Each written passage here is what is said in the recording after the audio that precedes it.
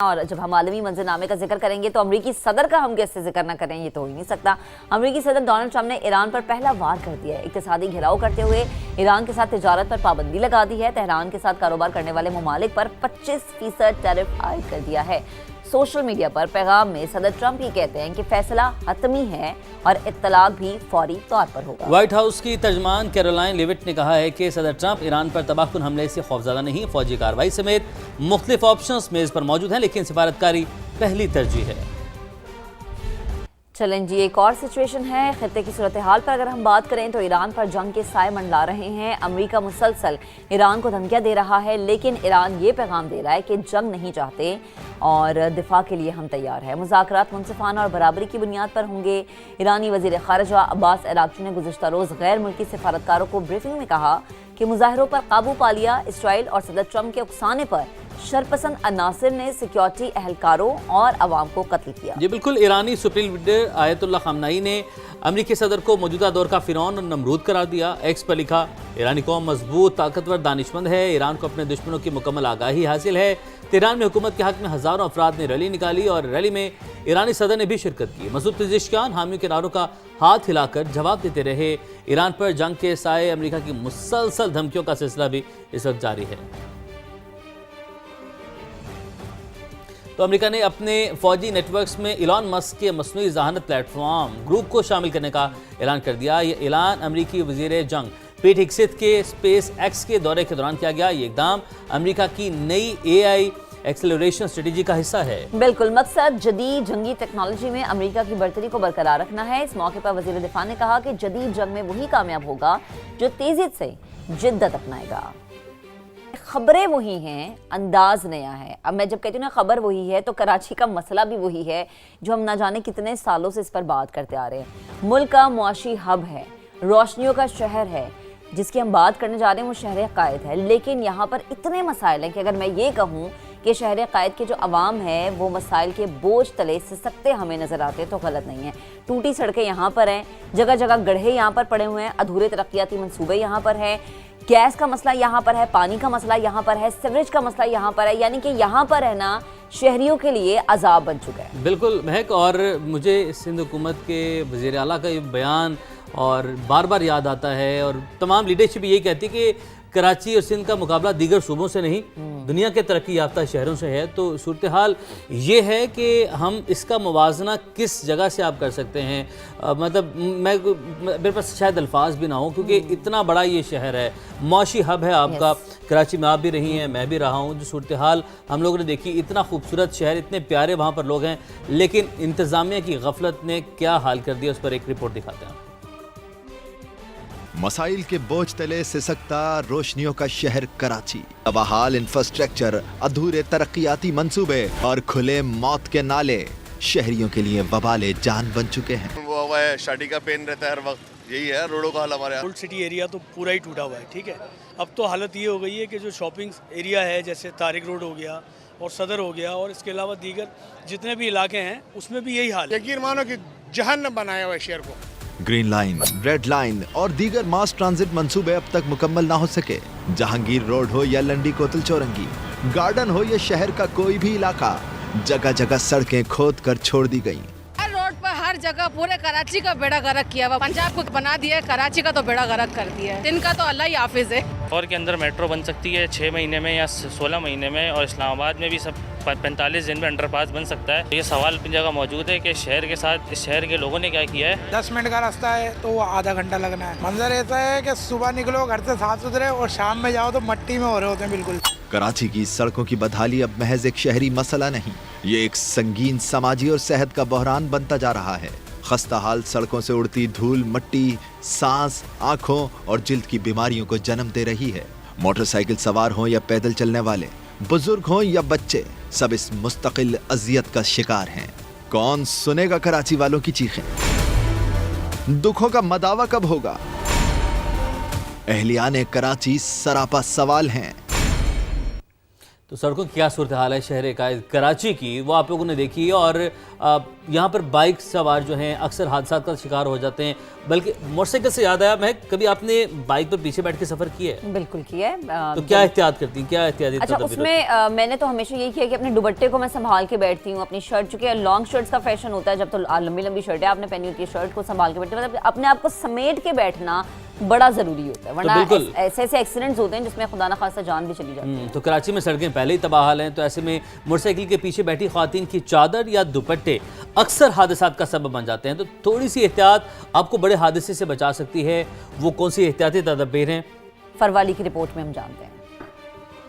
आज हम बात करेंगे मोटरसाइकिल पर पीछे बैठने वाली खवातीन के एक ऐसे मसले पर जो बज़ाहिर तो छोटा लगता है मगर बड़े बड़े हादसात का सबब बन जाता है। बात करेंगे दुपट्टा, अबाया और पीछे बैठने के अंदाज की। अक्सर खवातीन बाइक पर कुछ इस तरह साइड पर होकर बैठती हैं और दोनों पाँव एक तरफ, दुपट्टा पीछे की तरफ होता है। अब होता यह है कि जब बाइक की रफ्तार तेज़ होती है तो दुपट्टा पीछे चेन या टायर में आने का सबब बनता है, जो हादसे का शिकार हो जाता है।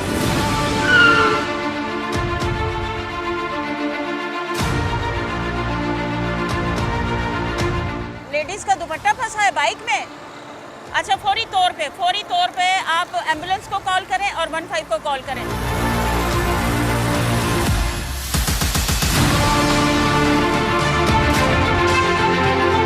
वो मर्द हजरात अपनी फैमिलीज़ को बिठाते हैं बाइक पर, उसमें ये होता है कि अब खवातीन जो होती हैं, किसी ने चादर ली हुई होती है, किसी ने अबाया लिया होता है या किसी ने दुपट्टा। तो बाज़ औक़ात ये देखा जाता है बाइक पर कि जैसे खातून का अबाया फंस गया, चेन में या टायर में आ गया, तो उससे बहुत खौफनाक हादसे होते हैं। अबाया भी पहने, कोट भी पहने, बुर्का भी पहने, मगर बाइक पर बैठते हुए, बाइक पर जब बैठें तो अपने ख़ुद को वो सारी चीज़ें समेट कर अच्छी तरीके से बैठें।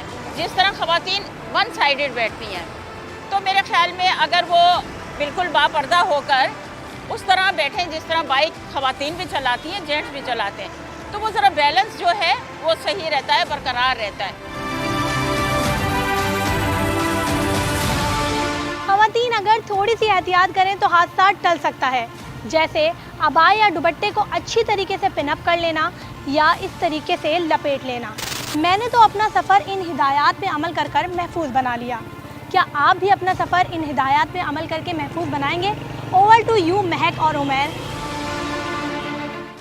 चलें जी, फरवा ने इतना अच्छा डेमो करके दिखाया, तो प्लीज़ खवातीन जब भी बाइक पे पीछे बैठ के सफ़र करें तो आप अपने आप को समेट के बैठें, बजाय इसके कोई आपको कह रहा हो कि जी आप अपना दुपट्टा उठा लें, आप खुद ही अपना दुपट्टा या चादर समेट लें तो अच्छी बात है। तो हालात चाहे जैसे भी हों, खवातीन मैनेज कर लेती हैं। ये मैं इसलिए कह रही हूँ क्योंकि मैं भी मैनेज कर लेती हूँ।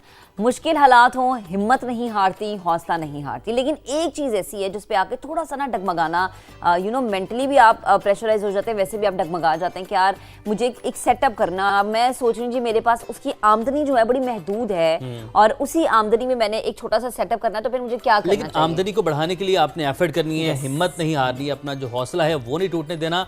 और आज की ख्वातीन, जिस तरह आपने बात की ना कम आमदनी वाला मसला, उसमें भी जो है कारोबार की दुनिया में जब कदम रख रही हैं तो अपना लोहा जो है वो बड़े खूबसूरत अंदाज से बखूबी उसको निभा रही हैं और अपना लोहा मनवा रही हैं। तो इसी पर रिपोर्ट तैयार की है मायरा हाशमी ने, आपको वो रिपोर्ट दिखाते हैं।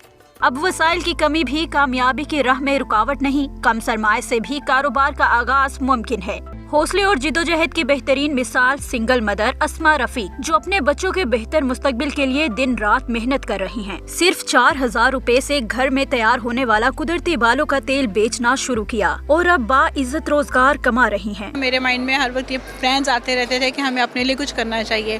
फिर एक ऐसा इंसिडेंट होता है जिसकी वजह से मैं एक सिंगल मदर बन गई थी और मैं एक स्पेशल पर्सन भी हूँ, तो मुझे उस टाइम पे ज़्यादा इस चीज़ का एहसास होना शुरू हुआ कि मुझे अपने लिए और अपने बच्चों के लिए कुछ करना चाहिए। मैंने जस्ट 7000 में मैंने जो है काम अपना पूरा स्टार्ट किया था, जो कि मैं खुद शहाल में गई थी, मैंने जाके अपनी बॉटल्स खुद परचेज की। ये है मिसेज शामज़े, 22 साल नौकरी के बाद हिम्मत ना हारी, अपना हुनर अपनाया, हैंडीक्राफ्ट के जरिए बैग्स, ज्वेलरी, टोकरी और सजावटी अशिया तैयार करती हैं। कहती हैं डिजिटल प्लेटफॉर्म्स का इस्तेमाल छोटे कारोबार को बड़ी मार्केट तक पहुंचा देता है। मुझे क्राफ्टिंग का शुरू से शौक था, तो मैंने इसको इसी तरह सोशल मीडिया से ऑनलाइन शुरू किया। सब में शुरू में मुझे बहुत बोला कि इट्स अ वेस्ट, और ये तुम बेवकूफ़ हो, ये है। मैंने कहा I know what I am doing. आजकल तो जॉब भी करें, बिजनेस भी करें, सब कुछ करें, क्योंकि जितनी महंगाई है उसके दौर में तो जितना भी पैसा हो कम है। सो यू नेवर नो कि आपको कब जंप मिले और आप बड़ा बिजनेस करें या एक्सपोर्ट में आ जाए। रंगीन मोतियों और नायलॉन तार से बैग्स तैयार करने वाली कामयाब बिजनेस वुमेन सानिया लई कहती हैं, छोटे पैमाने से शुरू होने वाला सफर आज एक रजिस्टर्ड कंपनी की शक्ल इख्तियार कर चुका है। मैं 4 to 5,000 से स्टार्ट किया था, अब मेरी आई थिंक 30-40,000 इनकम होती है। और ये मतलब कस्टमाइज वर्क है, सीजनल होता है, ओकेजनल होता है, मतलब फंक्शंस, और ये सारा उस टाइप का वर्क है मेरा।